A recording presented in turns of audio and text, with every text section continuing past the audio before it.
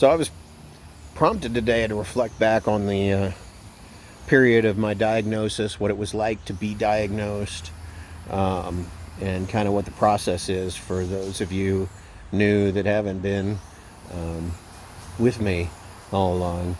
Um, in 2009, I was diagnosed with a tumor on my left kidney. That's a stage 1 renal cell carcinoma. And the solution to that is to yoink that kidney. So the doctors just went in there, did surgery. The surgery didn't take long. I was in the hospital about a week. Uh, and honestly, while it was serious and somewhat disruptive to my life, I never felt particularly threatened by it. I mean, you hear cancer, but it's like, oh, we're just going to take that kidney out. Screw it. And then it was all done. And and life carried on, and life went on. I mean, I don't know how else to say it.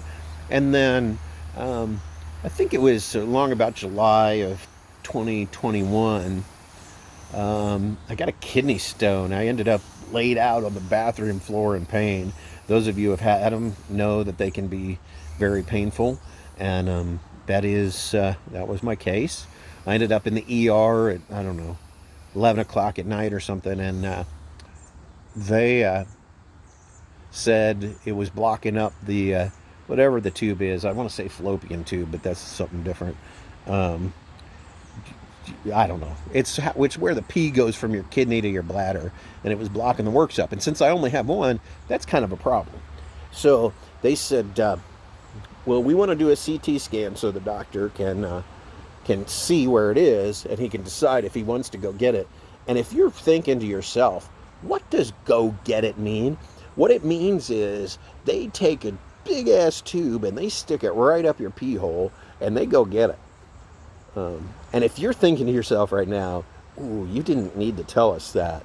I did need to tell you that. And if you're going to hang on for this whole story, you got to hang on through a lot of tubes up my pee hole.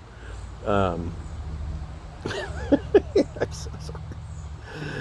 Stay. The story gets better. Anyway, so the CT scan brought back the location of the kidney stone, as well as some odd looking stuff at the bottom of my lungs. They didn't scan my lungs, and but they did say you need to follow up on that. And so that sent me to the lung guy, who had another scan on my lungs done. And he said, oh, there's some weird looking stuff in there. We should biopsy it. It's no big deal. Now, I will tell you, they really do not like to tell you they think you got cancer. I've been through this process twice, and in my experience, nobody wants to say, I think that's cancer. What they say is, we need to have somebody else look at that. We don't know what it is. But upon reflection, I am pretty sure that the ER doc who got the kidney stone knew what was going on. Anyway, so I went through stuff. They do stuff at bronchoscopy. They go down there and these doctors, they find a hole. They want to stick a tube in it. You know what I'm saying?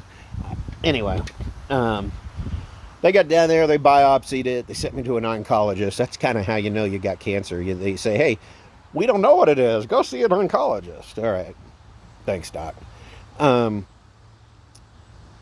I went to see the oncologist, and indeed, stage 4 renal cell carcinoma metastasis in my lungs. I have one small tumor and what they call a ground glass look. That means in the upper left there's sort of a lot of very tiny nodules, I think they call them, and that's what I got. And so they say, well, and between that and the start of immunotherapy, I got my Google doctorate. And when you look up stage 4 renal cell carcinoma, the 5-year survival is, I think at the time it showed 12%. And those are 5 years, 12%.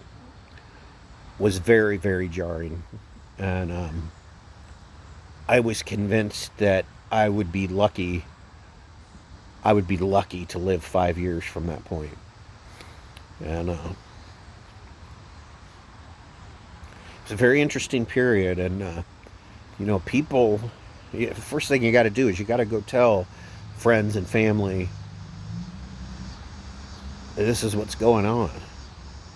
And over, you got to have this conversation with people that care. And on top of that, we have a really screwed up healthcare system, and I have to go through the process of what doctor do I want and what doctor will take my insurance. And that's really not something you want to do when you're dealing with all the other stuff that goes with it. Anyway,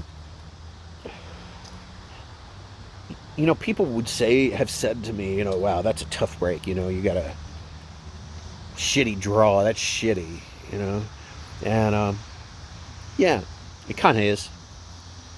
But I tell you, I've had my fair amount of shitty stuff. And if there's anybody still listening to me tell this story, one thing I can guarantee is they've had shitty stuff too. And there were gifts also. And the thing I remember most about that time period and feeling like, oh my gosh, I'm dying, I'm gonna be dead within 5 years,